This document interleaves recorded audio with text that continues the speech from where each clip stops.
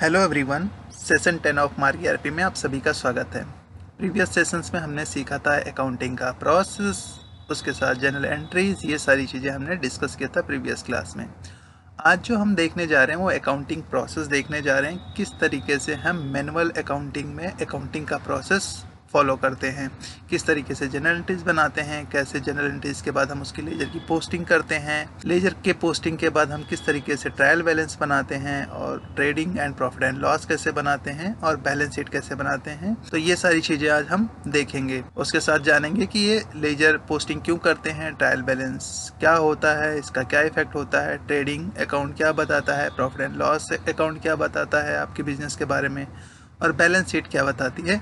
इन सब चीज़ों के बारे में हम डिस्कस करेंगे। तो देख लेते हैं चल के एक बार प्रोसेस क्या होता है इसका। सबसे पहले देखोगे आप लोग तो यहाँ पर आपको जनरल एंट्रीज दी हुई है, जो कि हमने प्रीवियस क्लास में सीखा था किस तरीके से जनरल एंट्रीज को हम करते हैं। जनरल एंट्री करते टाइम दो पक्ष होते हैं, एक साइड डेबिट होता है, एक साइड क्रेडिट होता है। तो दो अकाउंट होते हैं, एक साइड डेबिट एक साइड क्रेडिट। दो अकाउंट, कम से कम दो अकाउंट होते हैं, उससे ज़्यादा हो सकते हैं तो कंपाउंड एंट्रीज कहते हैं। ये हमने प्रीवियस क्लास में सीखा था, राइट।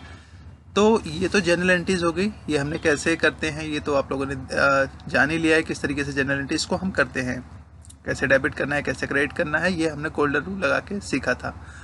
अब ये फर्स्ट स्टेप होता है जनरल एंट्रीज का। उसके बाद जो दूसरा स्टेप्स होता है मैनुअल अकाउंटिंग में, वो होता है लेजर की पोस्टिंग। लेजर पोस्टिंग का क्या मतलब होता है? लेजर पोस्टिंग का मतलब ये होगा, जैसे अभी ये पहली एंट्रीज है। क्या है एंट्री? पहली एंट्री है कि ओनर ने क्या किया है, बिजनेस के अंदर इन्वेस्ट किया है, डिपॉजिट किया है बैंक के अंदर, कितना 10,000 रुपये डिपॉजिट किया है। Started business by depositing 10,000 in the bank account. तो XYZ ने डिपॉजिट किया है बैंक अकाउंट के अंदर 10,000 रुपये, ठीक है। तो एक तो बैंक का अकाउंट हो गया है, दूसरा ओनर का अकाउंट हो गया है, दो अकाउंट हो गए हैं। अब इन दोनों के अकाउंट में हमें लेजर की पोस्टिंग करनी पड़ेगी। तो मैंने एक बैंक का एक अकाउंट बना दिया है, उनके अंदर पैसा कहाँ से आया, बैंक के अंदर पैसा कहाँ से आया, ऑनर ने इन्वेस्ट किया है, कितना 10,000। तो जो लेजर की पोस्टिंग करते हैं वो अपोजिट हो जाता है, क्रॉस हो जाता है। क्रॉस होने का मतलब क्या होता है कि यहाँ पर जो डेबिट साइड में होगा, यहाँ पर जो डेबिट साइड में होगा वो क्या हो जाएगा, क्रेडिट साइड में चला जाएगा। जो क्रेडिट साइड वाला होगा वो डेबिट साइड में आ जाएगा। मान के चलिए यहाँ पर बैंक का लेजर हम बना रहे हैं, बैंक का लेजर है, बैंक का खाता हमने, लेजर का मतलब खाता होता है, अकाउंट भी बोल सकते हैं आप, राइट। तो देखोगे आप लोग यहाँ पर बैंक के लेजर्स के अंदर, बैंक लेजर्स के अंदर कहाँ से पैसा आया हुआ है, ये पैसा दिया है ऑनर ने, तो इसलिए यहाँ पर क्या हो जा रहा है, डेबिट में आपको ये दिखा रहा है, ठीक है। उसके बाद देखोगे सेम वही कैपिटल का मतलब ओनर की जो है, ओनर का जो अकाउंट है उसको हम कैपिटल अकाउंट बोलते हैं। तो कैपिटल अकाउंट के अंदर देखोगे तो यहाँ पर क्या दिखा रहा है, क्रेडिट साइड में दिखा रहा है। क्यों? क्योंकि जो कैपिटल होता है वो क्या होता है, लाइबिलिटीज होती है बिजनेस के लिए, तो हमने इसको क्रेडिट साइड में मेंशन कर रखा है।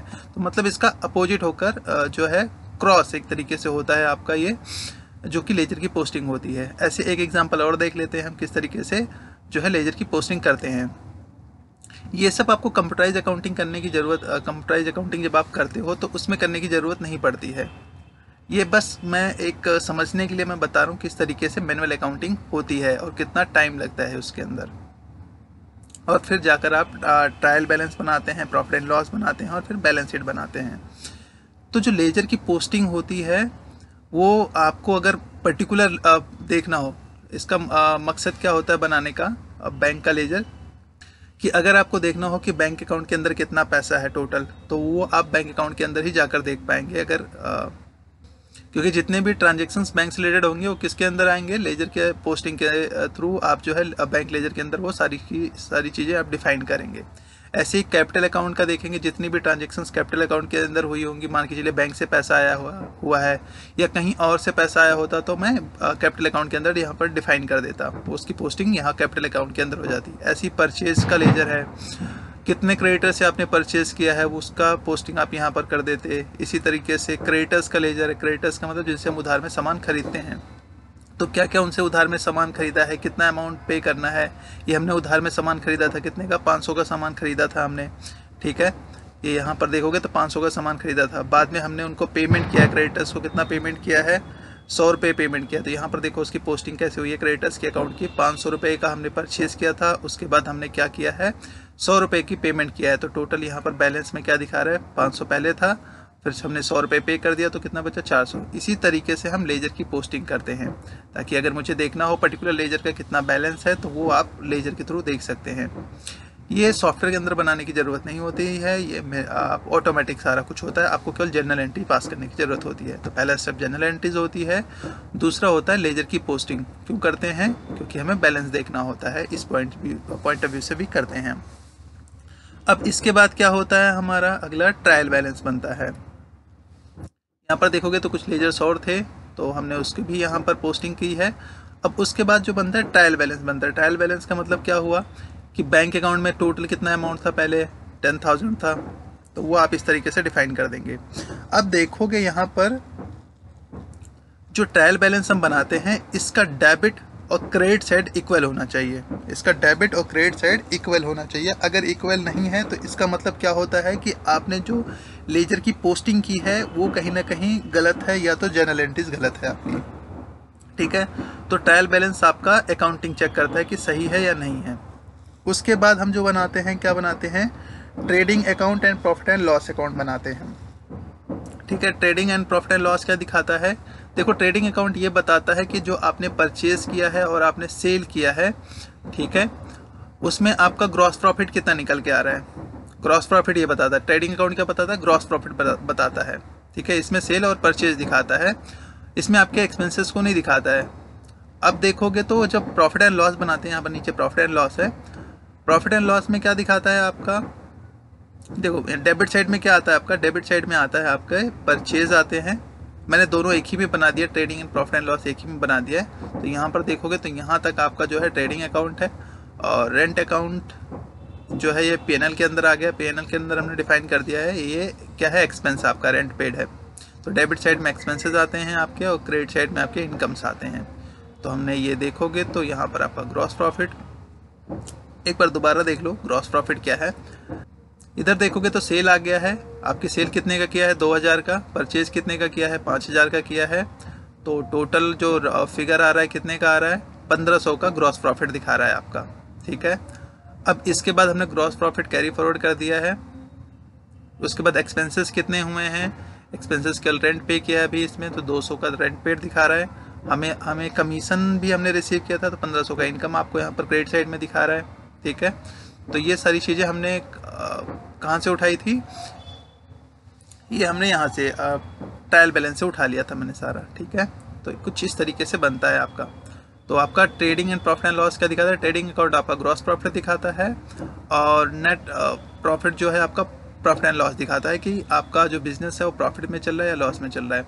कभी कभार ऐसा भी होता है, trading account and profit and loss account देखने का मतलब ये होता है कि जैसे कि मान के चलिए सेल तो आपकी हो रही है, बहुत सारी हो रही है, ठीक है, ग्रॉस प्रॉफिट तो हो रहा है, बट आपके जो एक्चुअल खर्चे हैं वो बहुत ज़्यादा हैं। तो उस केस में आपको लॉस भी हो सकता है, तो नेट लॉस आपको दिखाता है। ग्रॉस प्रॉफिट तो यहाँ पर दिखा रहा है, बट आपने एक्सपेंसेस ज़्यादा किया है, तो आपको नेट लॉस भी यहाँ पर दिखाएगा। ठीक है, तो आपका ये बताता है कि आपका बिजनेस प्रॉफिट में है या लॉस में है। उसके बाद बैलेंस शीट है। बैलेंस शीट ये दिखाता है कि आपके पास एसेट्स कितनी हैं और कितनी लाइबिलिटीज़ हैं, ये पूरा आपको दिखाता है। और ये सब सारी चीज़ें अगर करेक्ट होंगी तो आपका बैलेंस शीट मैच करेगा, अन्यथा मैच नहीं करेगा। तो ये हो गया पूरा हमारा जनरल एंट्रीज, और फिर हमने लेजर की पोस्टिंग देखी, ट्रायल बैलेंस, और trading and profit and loss and balance sheet, ये सारी चीज़ें हमने देखी। तो आज के लिए हम इतना ही करेंगे।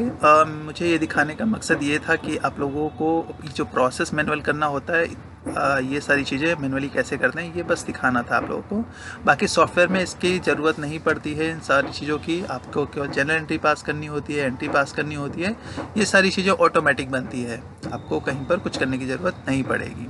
ठीक है, तो आज के लिए इतना ही करते हैं, बाकी हम जो है इसको नेक्स्ट क्लास में डिस्कस करेंगे। नेक्स्ट क्लास में सीखेंगे किस तरीके से लेजर्स को क्रिएट करते हैं, कैसे लेजर्स को मॉडिफाई करते हैं, और किस तरीके से उसमें ओपनिंग बैलेंस हम एंटर करते हैं। तो ये सारी चीज़ें हम नेक्स्ट क्लास में देखेंगे। तो आज के सेशंस में हमने सीखा जनरल एंट्रीज, ये हमने पहले ही कर लिया था। लेजर पोस्टिंग किस तरीके से करते हैं, क्या होता है लेजर पोस्टिंग, ट्रायल बैलेंस क्या होता है, right. Trading and profit and loss क्या होता है, क्या देखते हैं इससे, बैलेंस शीट क्या होता है। बाकी हम इसको सॉफ्टवेयर के अंदर और डिटेल्स में जानेंगे जब हम सॉफ्टवेयर के अंदर करेंगे। तो आज के लिए इतना ही। अगर आप लोगों को वीडियो पसंद आई हो तो लाइक कीजिएगा, सब्सक्राइब कीजिएगा, कमेंट कीजिएगा और शेयर कीजिएगा। Thank you.